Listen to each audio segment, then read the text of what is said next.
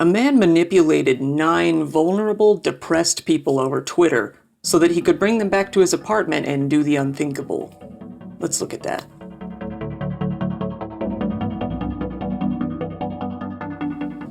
Takahiro Shiraishi was a fairly odd man who was described by some to be a cheerful, kind, and polite person. Some would say he was quiet, almost docile. Shiraishi had a fairly normal upbringing. Until he graduated high school, that is. He wouldn't move on to a university, instead finding odd jobs here and there. For a while he worked a normal part-time job at a supermarket, and from there he would go on to work at a pachinko parlor. He would go on to get a job in Kabukicho, which some of you may remember from my video on Yuka Takaoka a while back. It's kind of the seedy underbelly of Tokyo, the red light district. It's got things like bars, love hotels, host clubs, prostitution. I mean, really anything you could imagine in an area like that. Shiraishi found a job working as a scoutsman. What's a scoutsman, you may ask? Well, in bigger cities in Japan, it's not uncommon for shady men to approach attractive women on the street and try to coerce them into working in their district. This often includes acting in adult films or even as far as prostitution. The scoutsman will likely then get a commission for his finding. This is all very illegal, a felony in fact, but unfortunately because it's so hard to enforce the law, it's not that rare. Shiraishi wasn't very good at his job. He would often just sit around and play on his phone. Women found him to be extremely creepy. Another man working as a scout would take a picture of him and post it on Twitter, writing, "Watch out for this scout." Shiraishi would eventually go on to get arrested for this and sentenced to 14 months in prison. However, it was a suspended sentence, and he didn't see any jail time. After this, Shiraishi would quit his job as a scout. However, one thing that Shiraishi would get out of this job would be that he had developed an affinity for seeking out troubled women.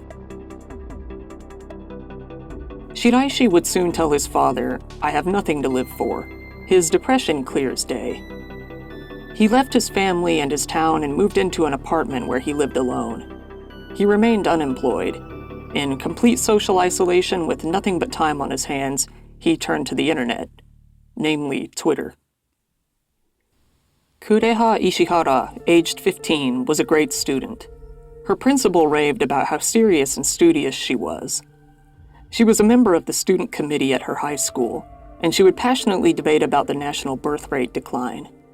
She participated in the drama club and was a big fan of anime and video games. One morning, she donned her school uniform and left the house. She never showed up at school, but she did notify the school of her incoming absence. She was seen heading to a train station at about 7 in the evening, but she was never seen again. Realizing something was strange, her mother tried contacting her over line multiple times that evening, but her messages remained unread. Nearby, Natsumi Kubo, a 17-year-old girl, also went missing. Natsumi was an avid reader and put great effort into everything she tried. She was big into the anime club at school and previously sang in a chorus. She worked part-time at a ramen shop. She was rarely ever absent from school. One evening, she told her family that she was heading out to get something to eat and was never seen again. So, what did these two girls have in common? Well, for one, they were both very active on Twitter. 2, they were both depressed. And 3, they both came into contact with our titular character, Takahiro Shiraishi. Shiraishi had been actively posting on Twitter about suicide, assisted suicide, and hanging. Especially hanging. He would post using an account named @HangingPro. Subtle. Although his Twitter account is now inactive, there are screenshots that had been preserved that show some of his profile and some of his posts. I've translated them here. For his profile, Shiraishi clearly stated, "I want to spread knowledge of hanging. I want to become a truly aggressive force. DM me if you're interested." Shiraishi would prey upon depressed, particularly suicidal people. It's not known if he himself was actually suicidal, but he clearly posted in a way that portrayed him as so. He would contact multiple people, using multiple accounts, and discuss death and hanging with them. He would push them towards suicide, making an effort to convince them that it was the ultimate solution to their problems. He would even make suicide pacts with them, something he would never actually follow through with. He was very active on Twitter, usually posting with a bunch of death or suicide-related hashtags to kind of find some people who might be a little vulnerable at the moment, who felt like they could relate to him. Either at school or at work, bullying won't stop. If it's a place you go every day, if you don't get along well with the people you meet, it will take a toll on your mind. All throughout the world, even if it may not make the news, there are a lot of people out there who are in agony, contemplating suicide. I want to lend those people a hand. Under the guise of being an understanding confidant, Shiraishi would openly discuss which method of ending one's own life would cause the least pain. Many times with children. He would only advocate for hanging, discussing why other methods simply wouldn't work or may cause pain. Shiraishi was extremely manipulative. Rather than genuinely connecting with like-minded, depressed people online, it was all very calculated and planned with dark intentions. Within days of moving into his new apartment, he was meeting with these people in person and inviting them back to his place. He would come to meet Mizuki Miura, a 21-year-old woman who lived nearby enough to meet up. Desperately needing money after moving into his new apartment with no job, Shiraishi convinced Miura to lend him some money. This would be her downfall. Mizuki Miura was Shiraishi's first victim. One day, she left home without saying a word and was never seen again. Unknown to those around her, Shiraishi had convinced her to come back to his apartment to discuss paying back his loan. As you may suspect, he had no intention of paying her back. He sexually assaulted her and eventually strangled her with a rope, ending her life and keeping the money. Shiraishi met Kureha Ishihara online around this time.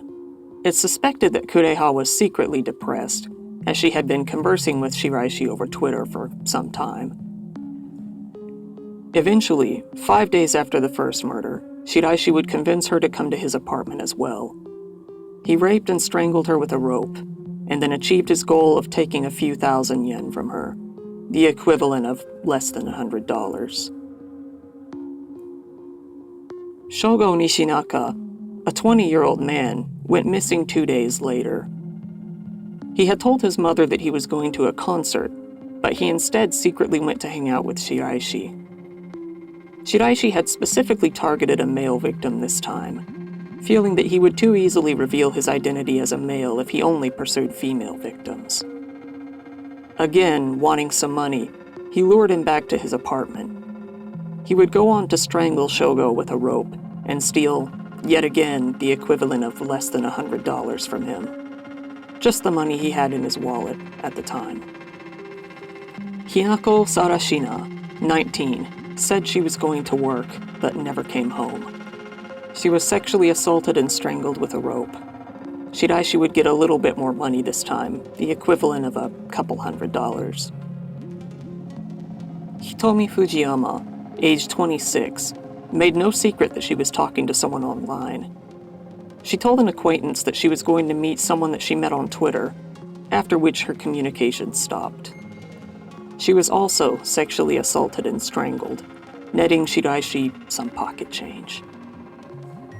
A few days later, he met previously discussed Natsumi Kubo, 17. After failing to attend school, around 2 p.m. that day, GPS data from her phone cut out near Shiraishi's neighborhood. For a while, that's all anyone knew. She had met up with Shiraishi in the evening, eventually going back to his apartment, only to be sexually assaulted and strangled as well.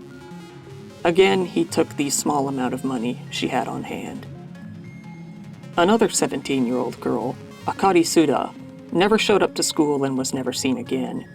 As you have likely come to expect, she was lured back to his apartment, sexually assaulted, strangled, and robbed of a small amount of money. Kazumi Maruyama, age 25, went to a convenience store after work and was never seen again. She had also been lured back to the apartment and, same as the others, was sexually assaulted, strangled, and robbed. All of these cases occurred within the span of 3 months, some cases occurring as frequently as being only 2 days apart from each other. Needless to say, Shiraishi had turned these horrific crimes into a routine. He got cocky, as a lot of killers do, and got sloppy. This isn't to say that he wasn't sloppy from the beginning, though. He left a trail of messages on Twitter every time he would find a victim that he would go on to kill. This, shortly after, would come back to bite him in the ass.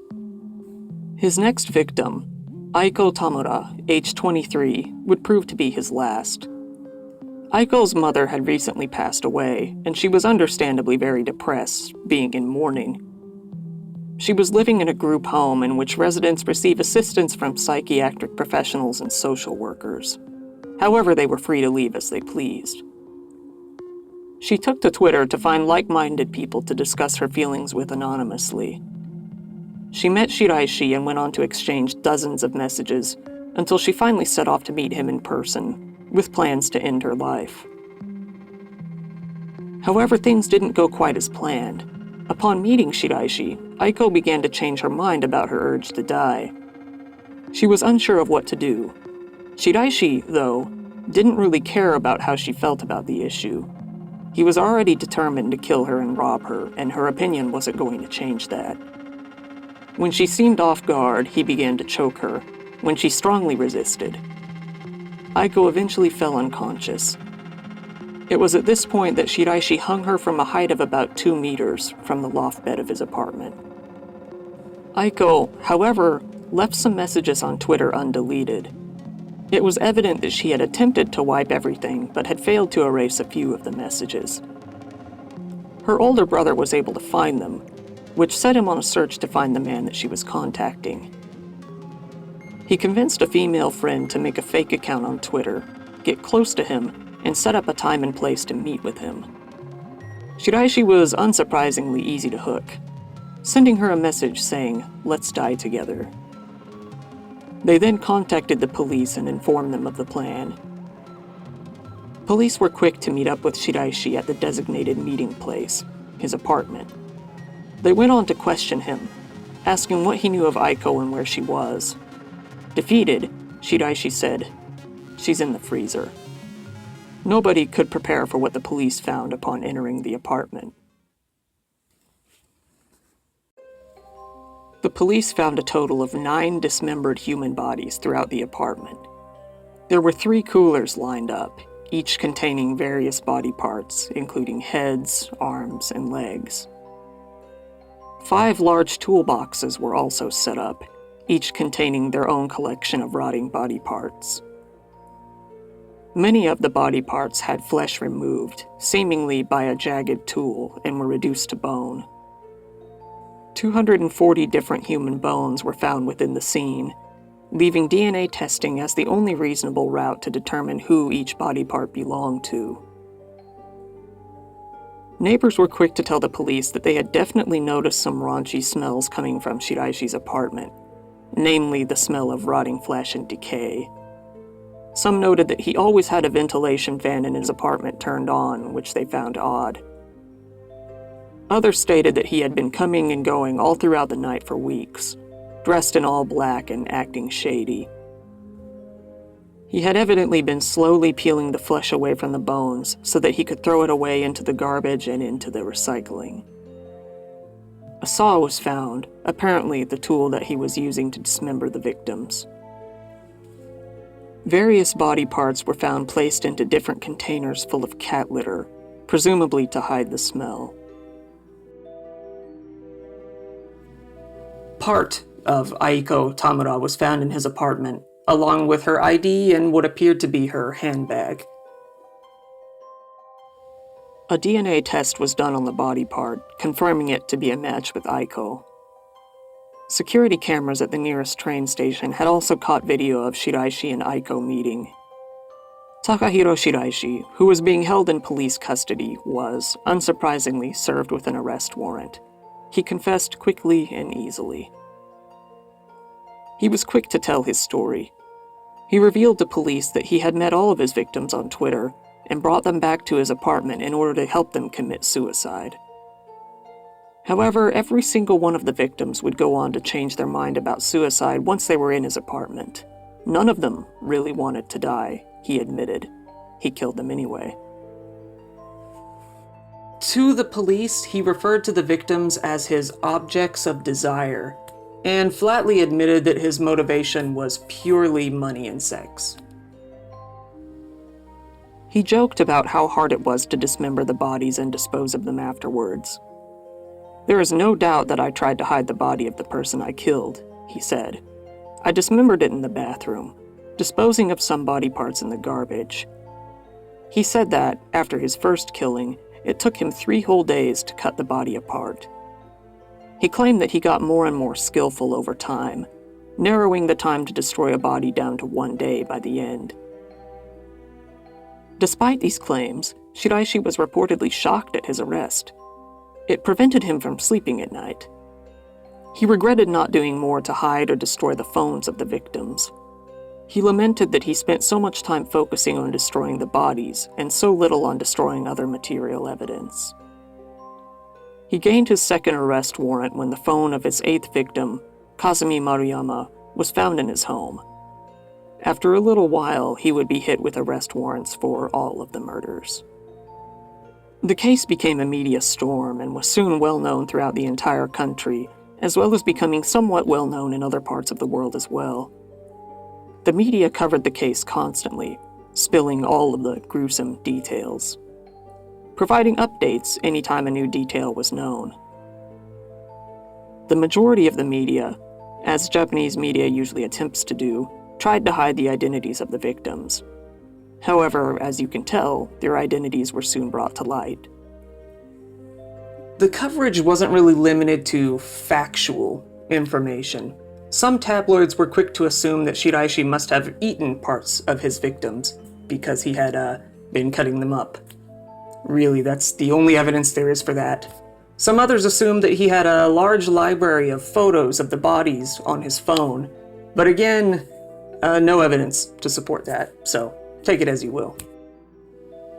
Shiraishi's trial would prove to be frustratingly long for someone who had confessed, as murder trials can tend to be, let alone multiple murder trials.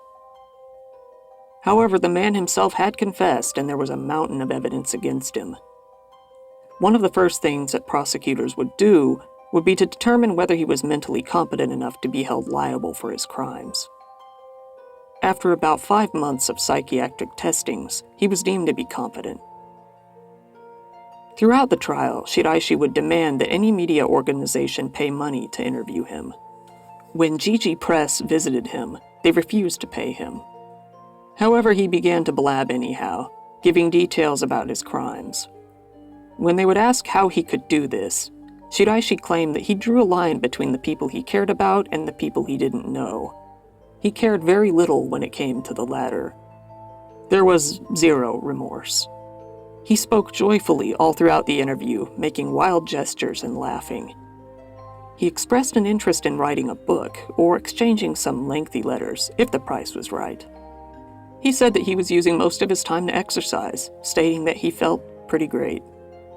Shiraishi's defense would raise questions as to whether he was actually competent enough to be criminally responsible, and requested a second wave of psychiatric exams. At the least, they argued that his mental capacity was significantly diminished at the time. The presiding judge, Naokuni Yano, ruled that Shiraishi was mentally fit to be held responsible for the murders. The prosecutors were quick to point out that there was no way that the victims had actually consented to being killed. Shiraishi himself had said that they all resisted. In order to get a lesser sentence, the defense would say that Shiraishi had killed the victims in a form of assisted suicide and that they fully consented. They said that struggling against the strangling was merely a reflex, and that the victims hadn't necessarily changed their minds. Prosecutors shot that theory down immediately. They demanded the death penalty. Shiraishi didn't seem to care and accepted it fully. "I humbly admit my guilt and will accept the punishment," he said. He finally apologized to the families of his victims, albeit short and sweet. "I am very sorry for taking lives so easily," he told them. He pled guilty on all charges and stated that he would not appeal the decision. After an all-too-long trial, he was sentenced to death in December of 2020. The killings shocked the nation, understandably. The fact that social media has become so intertwined within our daily lives was brought under extreme scrutiny, along with the social stigma associated with mental illness that pushes people to discuss their problems in private, with not only people who are unqualified to help them, but people who could be dangerous as well, as in this case. Both the government and social networking services vowed to push for more support for young people with mental illness. The father of one of the teen victims, who remained anonymous, reacted to Shiraishi's sentencing, saying, "It doesn't matter what the sentencing was. The problem is that my daughter won't come back. If this case had been looked into earlier, my daughter wouldn't be dead." The Education, Culture, Sports, Science, and Technology Ministry, now that's one hell of a name, made the decision to fund online support counseling in some areas across Japan, utilizing popular chat apps such as Line. The government further decided to improve education for elementary school students, revolving around social media and interpersonal relationships. In Japan, and now in some other countries as well, Twitter began linking users who search for death-related hashtags to a nonprofit organization specializing in suicide prevention. As with all death penalty cases, it will be quite a while before Shiraishi is actually executed. But given that he doesn't plan to appeal, it might go quicker than normal. We'll just have to see. So that's all for this video. I'm not going to ask if you enjoyed it, but if you found it interesting, I would really appreciate it if you gave it a like. You don't have to, up to you. Subscribe if you want to see more content like this. I pretty much post only content like this. And yeah, see you later. Thanks for coming. Bye-bye.